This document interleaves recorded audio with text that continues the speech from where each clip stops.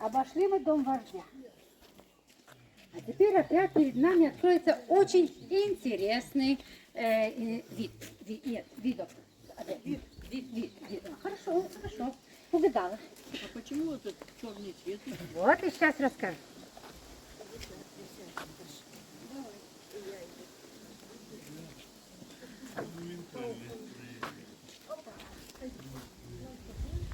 Указ Адольфа Гитлера был такой, что его бункер, его убежище должно быть кровлено с землей.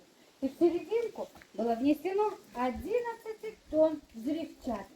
Хотя были парни, саперы, которые там лазили в серединке, они смотрели, где могли эту взрывчатку оставить, и они утверждают, что могло 16 тонн взрывчатки быть использовано. Но в каждом случае, когда этот бункер взрывали, перекрытия в его летят высоко в небо, они оборачиваются 90 градусов, они лопают на две части, и видим, как они до сих пор нам тут отдыхают. Отдыхают. Какая была слабая эта взрывчатка? Да. Нет, это только показывает, какой хороший, качественный строительный материал тут использован. Да уж. Цифра 200, это считалось очень большим. Тут был использован 3 раза посильнее, числом 600 сложных цемент, которые они считали здесь. Как она может рассыпаться, столько провода здесь? Ну да. Вот она назад и летела.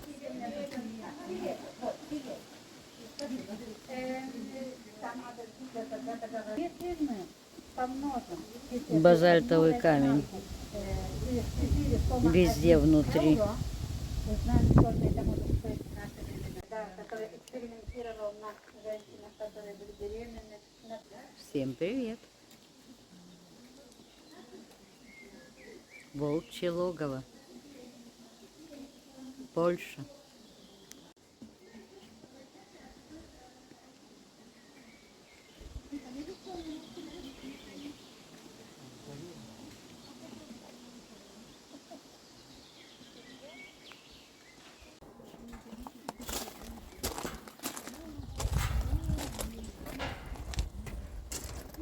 Какие там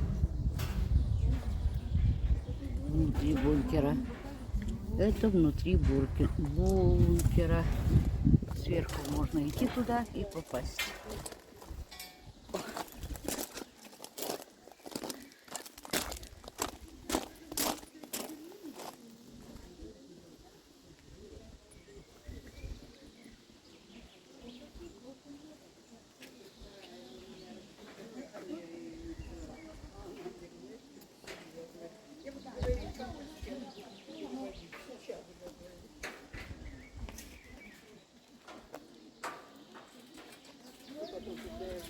Люди из Норвегии, которым платили, но они тоже строят инфраструктуру за волчьим логовом. Вот в серединке только сами немцы. Ну, смотрите, тут тоже имеем это, то, что я вам говорила, это штукатурка, да? Вы можете потрогать, какая она общая, так сказать, снежинки, которые зимой клеились, они имели право, да, хорошо поклеить. Да, немножко да. А тут, смотрите, еще имеем капель, белую капель, гранитная капель, тоже показывает хорошее качество. Это когда я гуляю,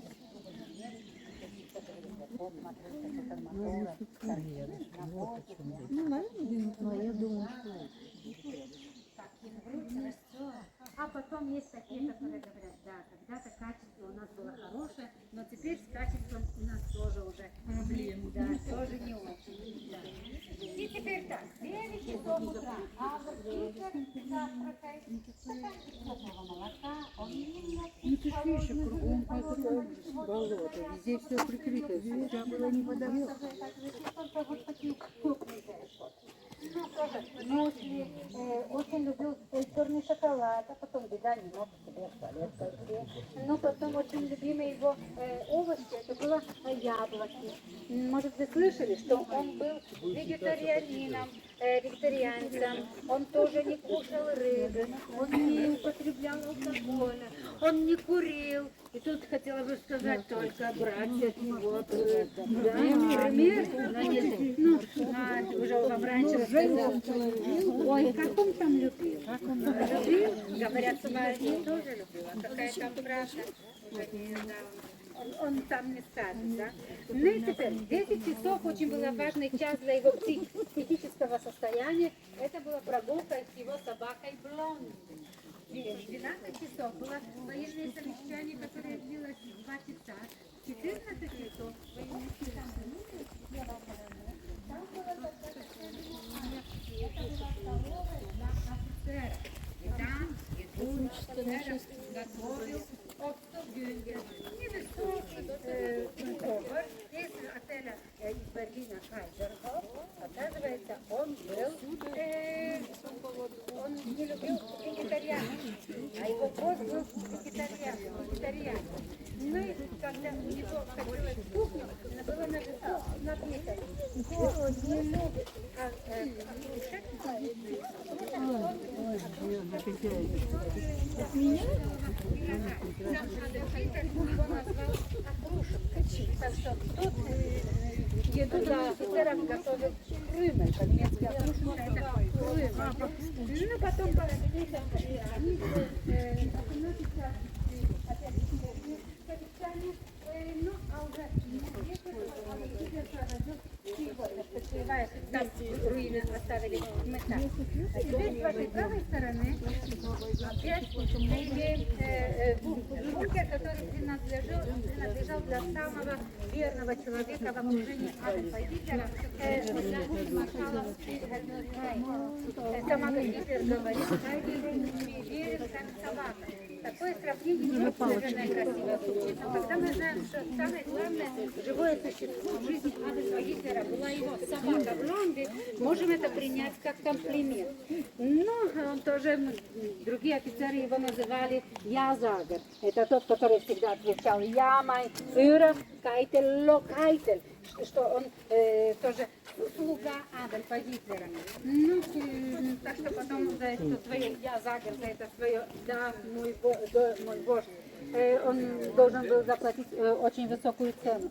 Знаем, слышали мы все о процессе в Нюрнберге. Высшие ранги офицеры, они услышали смерть через повешение. Для высшей ранги офицера повешение это было очень большой позор. Да. И Кайтель просто, чтобы его расстреляли, но ему отказали, и он был повешен первым. Оказывается, плохо посчитали его вес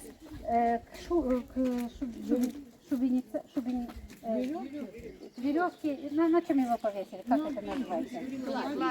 Виселица. Плохо посчитали его вес к виселице, и оказывается, он висел, написано, 27 минут и не мог сойти с этого мира. Столько намучился.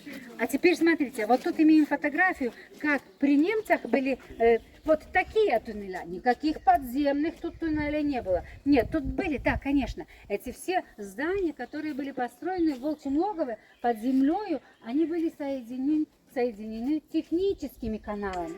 1,5 метра глубиной в землю. Там были вентиляционные трубы, канализационные трубы, электрические проводы, да, и тоже телефонные линии. Так что только такие технические каналы. А над землей все это было построено над землей. Вот даже когда немцы приезжают, они стоят и они удивляются, так это все над землей? Да, это все было построено над землей. Если Ридион, он был построен в 44-м в течение 3 месяцев, бункер в бункере, и как первым его взрывали. В его серединку внесли 7 тонн взрывчатки, и увидим, как крыша, наверное, тоже хотела куда-то высоко себе полететь, но она передумала и опустилась.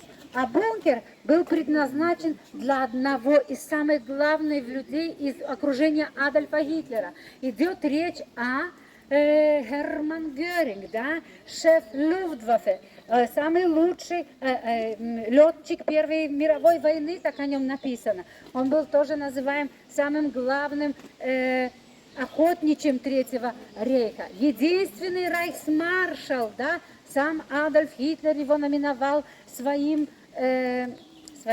наследником, преемником, не наследником, преемником, да. И так забуду потом опять. Преемником. Ну и получил самый маленький бункер, хотя, когда войдете в коридор, увидите фотографии, и на каждой фотографии человек в ясном униформе, это шеф Люфтваффе Герман Геринг. Ну и он весил, в своем лучшем моменте написано от 128 до 135 килограммов. Человек, который был тоже, не мог обойтись без морфина. Оказывается, в 23-м году влево, идем налево, сюда. Он в 23-м году, когда с Адольфом Гитлером в Мюнхене переворот военный, а куда мы пошли? А стрелка красная ведет сюда, а мы потом все пойдем и будем вас топтать там. Нельзя идти туда. Идем как вместе все. Так что был тоже, не мог обойтись без морфина. И написано, когда не было морфина под рукой, он, оказывается, в течение дня брал от 40 до 150 таблеток параходеин. Это тоже наркотические таблетки, которые в себе имеют наркотический склад. И теперь так, по всей длине, как в каждом бункере, коридор.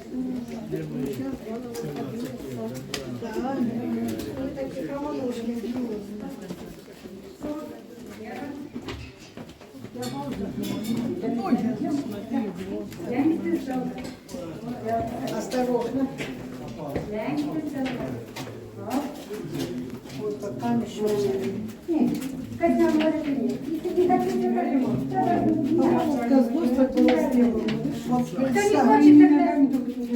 Все, уже идем. Это Герман Геринг. Вот он цвет. Очень красивый мужчина был, когда Да. был молодой. Просто, пожалуйста. Но большой. Большой, конкретный Большой. мужик. А там корм еще есть. Нету, Гриша, отгалче. Это запреты. Осторожно, да. Можно посмотреть, а что там, Ира, что там? Да, руина. До сих пор сыро. Сыра. С ума сойти. Так сверху, вон, видите, капает постоянно. Сталактиты Да, уже растут. руками. Вон какая красота растет белая. Плесень. Нет, это не песня.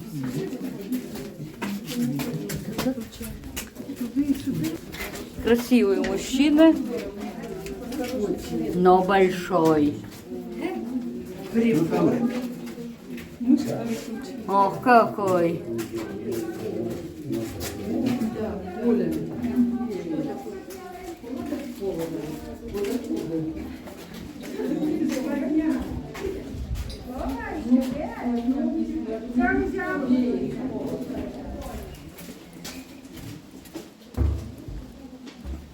Ой!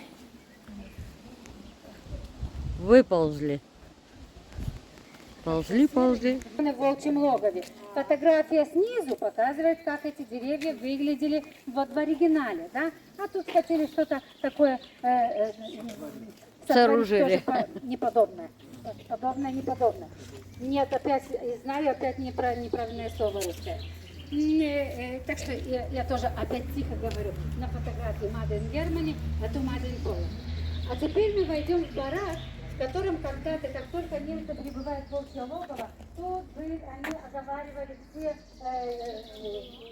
что принадлежало к операции «Барбаросса». Шефом операционного штаба был тут Альфред Йозля. 8 мая 23:05 уже Сталин принимает. По всей Европе празднуют День Победы 8, а в Москве уже было 9 мая, так что там День Победы празднуется. Здесь тоже готов посидеть, так что пошли в серединку. Не остаемся тут, чтобы посмотреть.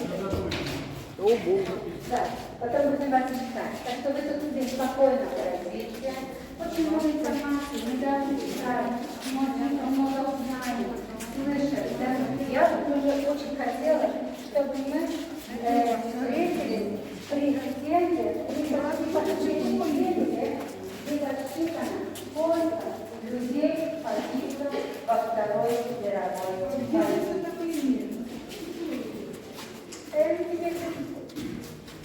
Климатизация, она тоже иногда теплая. А так или да. Не знаю, как вы помните, сколько вам учителя истории говорили, сколько Вторая мировая война унесла жизни людей. Тут посчитано, что почти 76 миллионов, и посчитано тоже, что между этими 76 миллионов почти 50 миллионов это были цивили, а все остальное 26 миллионов это солдаты, офицеры, так что очень-очень много. Ну и теперь недорого. Они говорили вскоре об этом. 20 миллионов? Нет, 70. Может, 20 говорили только о Советском Союзе. Да, 27 миллионов.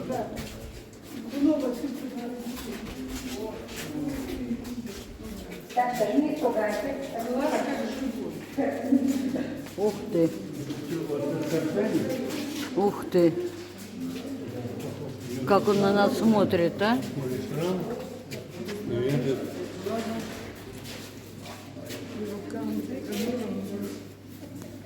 Так что так мы должны себе представить, могло выглядеть, зал совещания.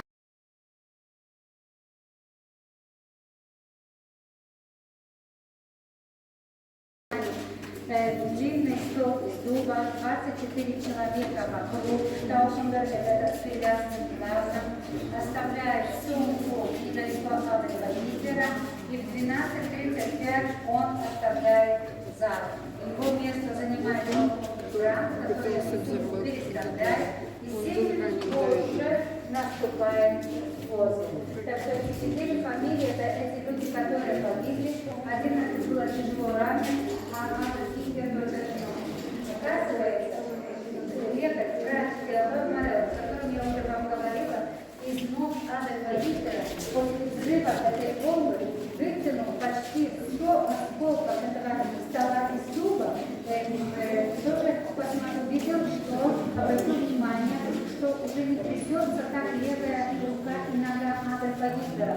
Он болел на Паркинсона, Оказывается, сам Адольф Гитлер говорил, что взрыв этой бомбы вылечил его из Паркинсона, но такого способа, чтобы вылечиться, он все-таки не предлагает. Но потом это все вернулось еще посильнее. Ну и когда мы смотрим на Адольфа Гитлера, этот мужчина, в те времена, в третьем веке, это был идеал мужчины. Оказывается, был создан архив. В течение 2 лет собирали письма, которые Адольф Гитлер получал от женщин в Германии. И посчиталось, что там они собрали, он собрал больше листов о своих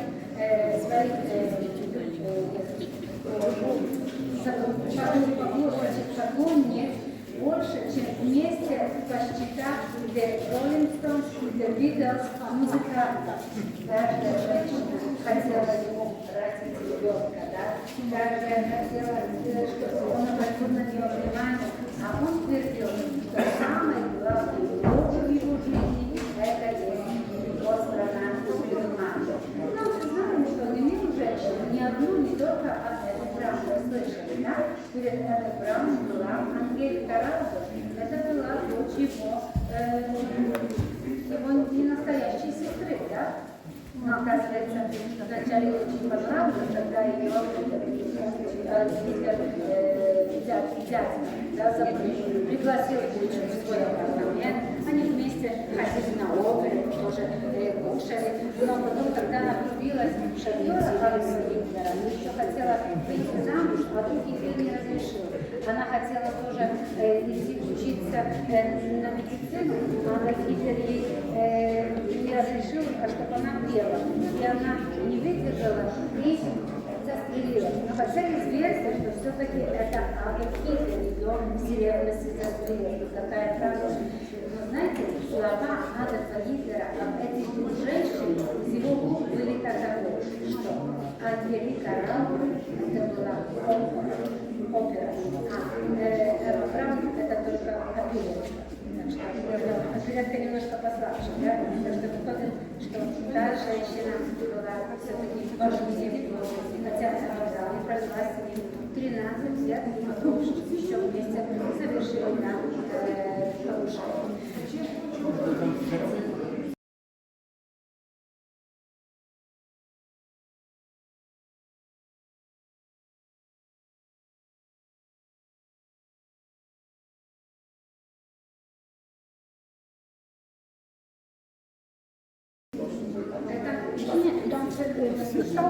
Это тот, который совершил покушение жизни Адольфа Гитлера. Тот, который служил в Северной Африке, он был тяжело ранен, потом глаза, там искали руки, и тоже два пальца. Нет, Эва-Браун тоже какие-то статистики, да?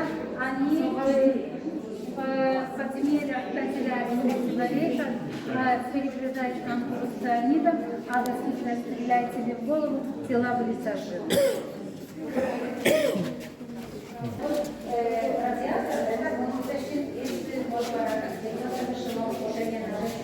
Какая же форма красивая, да?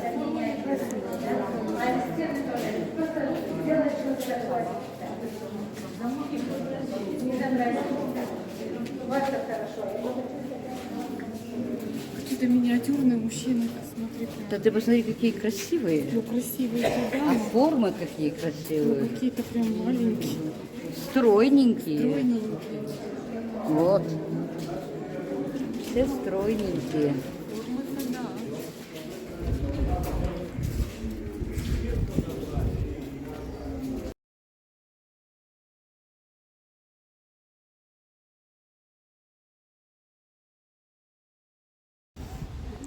Маскировка. Видите, какая острая. Да это что-то такое. Но острое. Это маскировка. Ну да, трава это такое. Но болото, наверное.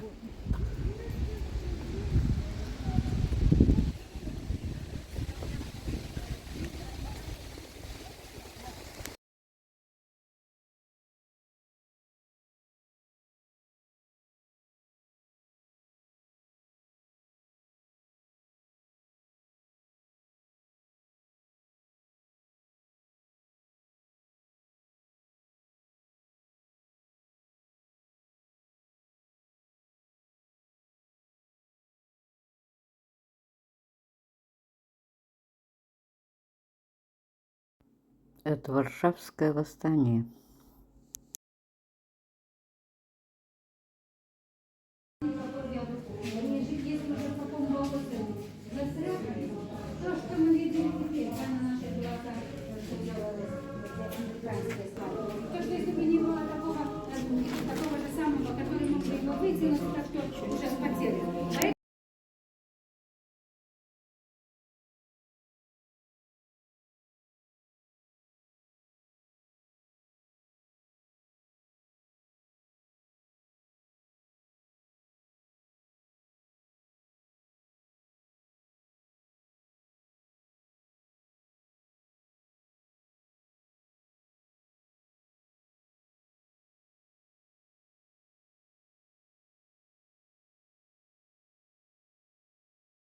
Поляки свой патент передают альянсам, да, дальше. Союз. Узел связи. Для для англичан и для французов. Да.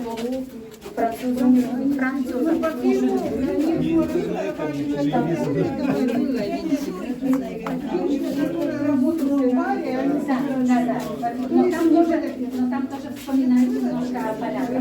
Вот если вы прочтете эту историю Энигмы, да, очень большой вклад в Америке.